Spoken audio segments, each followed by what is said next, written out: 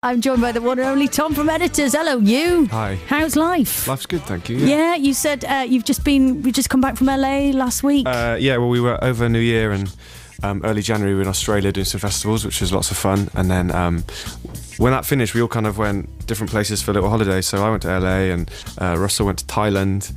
Ed went to Hong Kong. Where did Chris go? Japan. So we went all there for a week each, and we just got back, and so we're all just about over jet lag now. I'm ready. So you kind of dispersed and then came back together, like the reverse of the A-Team. You come back together, and go, I'm really jet lagged. We've all caught various bugs, and we're not up for it. That's kind of exactly what's happened. Actually. But you're powering through. I love that. That's great. So listen, new singles out today. The album's been with us a while, but it's only just coming out in America just ahead of your tour. You're about to go off and do. Why did you kind of hang on? Was that so good? Just label stuff, boring label stuff. Oh, really? And we kind of, I know we wanted to have a little more control over it, so we've gone back the way we did the first album in America. So America's a funny place. It's a bit of an adventure for us. We'll see what happens. So I'm flying back to LA on Tuesday. So. Is it funny in that you have to do a lot of kind of on the groundwork, because everything's so separate? It's oddly separate in America, isn't it? The music scene. So you really have to kind of go everywhere and literally go, hello, we are via records. Yeah, and the radio's so different. I mean, just listening to like the, I guess the alternative station like last week, it's just Nirvana and the modern stuff is the Killers and Pearl Jam. I get the new Pearl Jam song, it's Nirvana and the Pumpkins from back in the day, and it still is. It's like, I don't know how we can ever really get on that radio station. How you can kind of break through. We'll see. I mean, I guess you've got to think about those concerns now, because you've had such a huge amount of success and, all these sort of 3 albums that did incredibly well. Did you ever think you'd be in the position you're in now, which is kind of, I guess, starting to think about a fourth, having to think about, oh wow, how do we break through in America? Like, when you started the band, were those kind of concerns even in your head, or the fact that you would be here one day? No, I mean, I think we all thought, I kind of thought we'd be here. I thought we'd still be making records, down the line, 4, 5, 6 albums, whatever. I thought, always planned it that way, but you never kind of plan certain, areas of, you just make the music. It's cheesy, but that's what you do, and you kind of see how far that takes you, I guess. Then anything else is a bonus. We like what we do, and we like playing to people and going out and touring the world. It's amazing. So yeah. So when you said that, before, you were kind of going back a little bit more in terms of kind of dispersing the record and actually getting it out there to what you'd done with the first album, do you kind of think that when you come to doing the next one, that you'll kind of go back a little bit that way, maybe kind of take a while to make it, I guess? I don't know, we feel pretty at the moment we feel kind of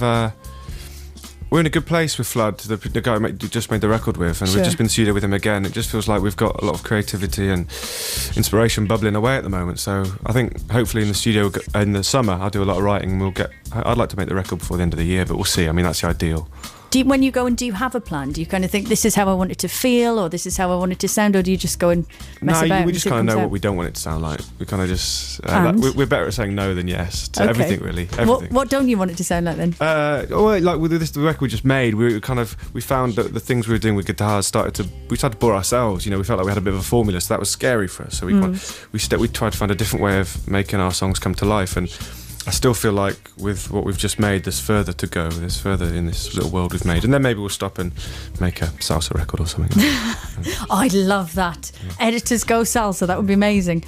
So when you come to kind of to keep going, do you feel you have to kind of change your role models? Because I guess when you start out and you're just kind of another one in a little pack of indie bands, you're kind of judging yourself against your peers. But what happens when you are having number ones, and every album that you put out is number one, and then you're suddenly making your 4th record? And do you know what I mean? Who do you look up to then?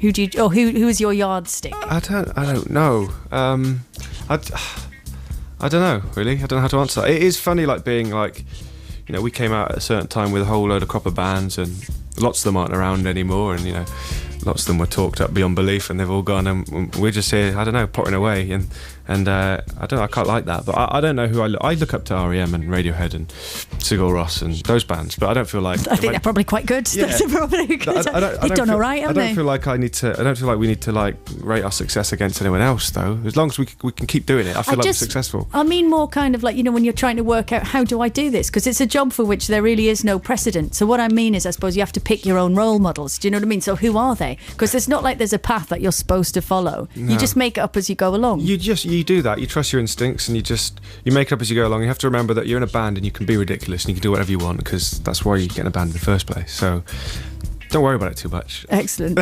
Be brave. That's good advice. Well, be brave or stupid. It doesn't really matter. It's the same thing. Sometimes, exactly. Two flip sides of the same coin. Listen, thank you so much, Tom. I know you're going to play for us in a bit. What are we going to hear? We'll do the single, which is out today, like you said, and we'll do the other single, Papillon, because we quite like playing it acoustically and we haven't done it for you yet here. In session with me now, I've got editors, Tom, Chris and Russell. Hello. Hello. Hi. I know we're missing one. Missing Ed. Where's he? He's in the studio. Is he? He's trying to make the freshest beats. Wow, the Block Rockers. Well, you want to watch it? He'll do his own solo album. There'll be some kind of Phil Collins moment. You'll go in. It'll be rubbish. I thought we'd start the new record with a drum solo and then some of my poetry. Start it, end it. Well, we'll change it all tomorrow. Exactly. We'll change it back. You can wrest back the reins of power. I'd love to hear Ed's poetry. He's obviously got the rhythm going on, though. Would it be that bad? Maybe we shouldn't speak ill of him when he's not here. So listen, guys, thank you very much for joining me, and I know you're about to play for us, and also off to the US. But Chris, am I right in thinking that you moved there recently? Yeah. Really? I'm going on Friday. Oh, wow, okay. So do you think that'll make rehearsals difficult? What's the plan since you're going to be on different continents? How's that gonna work? Skype. Really? We rehearse by Skype, yeah. I love that idea. That would be amazing. I heard that some 41 did that, or Blink-182, one of those bands. Really? I heard a rumour that that's how they used to rehearse. Really? Yeah. That's Sounds intriguing. untrue. It does, doesn't it? But that's what I heard. But these days, I mean, you can do all that stuff. We had Liam Frost on the show last week. Obviously has his duet with Martha Wainwright out. And I was like, so what was that like when you recorded it? You know, what was she like in the studio? Because you can never tell what people are going to be like. So we've never met. That never happened. So, you know, you can do anything, any number of things with modern technology. So listen, what are you going to play for us first? We'll play the single that's out today. Okay, great. Would you like us to play it now? Yes, yeah, please. Okay. Just put my headphones on. Okay. You ran the dead today with the moles from the CIA. They say more than you ever say. Headlights in your rearview mirror, a panther's eyes, he preys on fear. You hunt for love, you electioneer.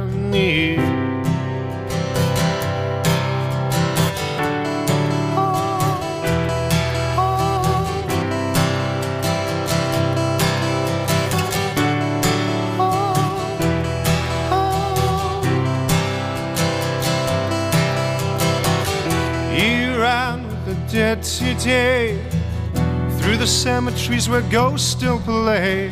The more you ran, love got further away. One look and I saw inside every little thing you died to hide. You were the truth when you lied.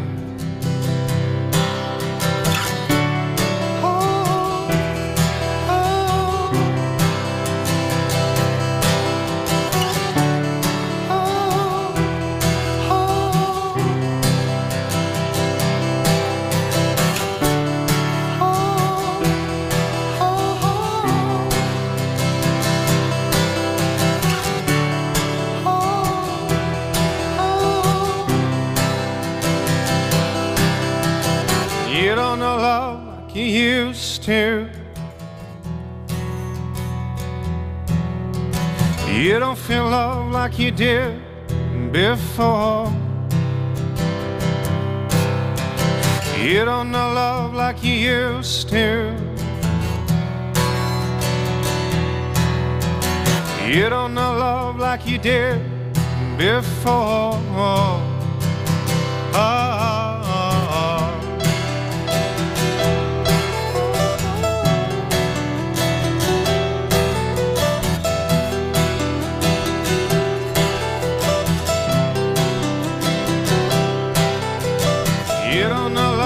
You used to. You don't feel love like you did before. You don't know love like you used to. You don't feel love like you did before. You don't know love like you used to. Editors, You Don't Know Love. That single's out today. Listen, as I know you're going to do another song for us, we will play a bit of New Order before we get there. But before we do that, can I just ask about the UK tour? Because you are going out to the US, but then you're coming home in March to play 19 dates, it says Yeah, it's here. a big one, long one. Yeah, is that something that you really look forward to doing? Do you like playing at home best of all, or do you think audiences are really different? Is it depend which territory you're in? They do differ. How's a home audience different then from others? Oh, it does. It differs across the country. Really? Yeah, Okay. definitely. So where's your favourite place to play, do you reckon? Madrid. I go along with that. Yeah. Just because it's in the middle of Spain. No, the and crowds are just unbelievable. Really? I mean, it's a weird thing playing in front of crowds because you can have a crowd that's really drunk and having a great time, making a lot of noise and doing all those things that crowds do that it's obviously great to play to. But then sometimes when you do other moments, they're not so interested. They're very interested in the singles. But then you can play to a crowd that doesn't make hardly any noise. Some of the European crowds, but they're listening. Amsterdam, don't they wait till the end, till the end of the song? They're clap. attentive and they listen to the whole set. So it's less, I don't know, gratifying in one way, but then you think, well, actually, they're listening to everything. So I don't know what I prefer. I like a mixture of everything. Okay. Oh, well, you'll get a bit of everything, I'm sure, when you... Sitting on the fence there. Back out on the road. But don't offend anyone. No, that's good news. That's fine. Let's not have any kind of sort of inter-country wars started up on our Twitter feed. That would be bad news. Okay, so what are you going to play for us next? We'll do Papillon, which was the first single from the new... Brilliant. So we were talking about touring before. I guess I should ask about festivals. That's the logical thing. Do you know if you're doing any this summer? And if so, what can you tell us? We don't know. We've only really confirmed a lot of European ones so far. Hopefully any day now we'll sort out the UK one. So the plan is to. Yeah. We don't have the information to pass on. Do you have any favourites? What's your favourite festival? I mean, you can say just to kind of go as a punter if you don't want to kind of... We've always had a great time at Glastonbury, especially in 2007. It was one of the best gigs we've ever done. Yeah.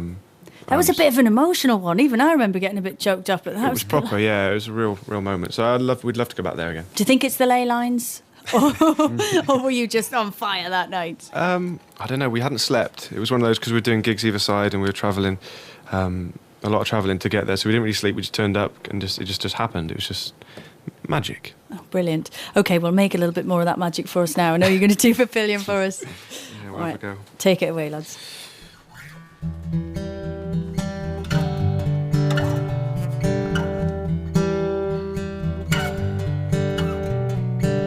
Make our escape, you're my own Papillon. The world turns too fast, feel love before it's gone. It kicks like a sleep twitch.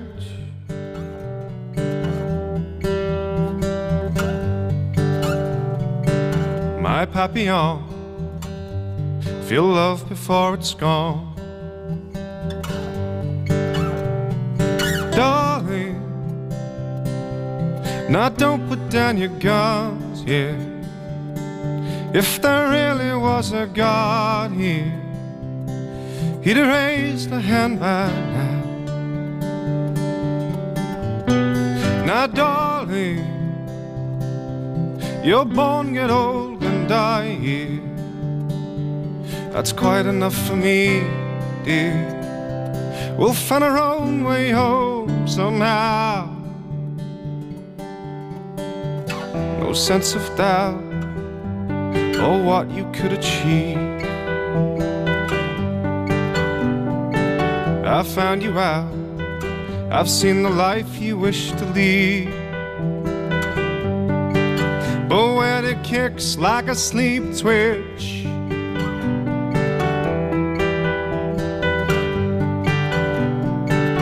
you will choke on the air you try to breathe.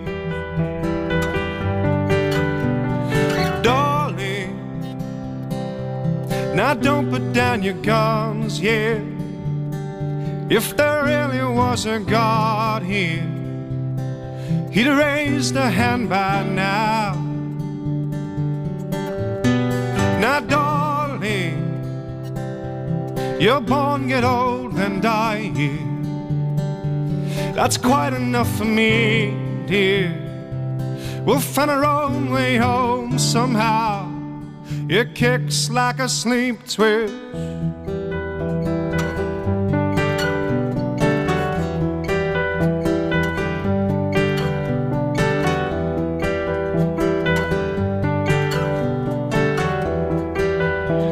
It kicks like a sleep twitch.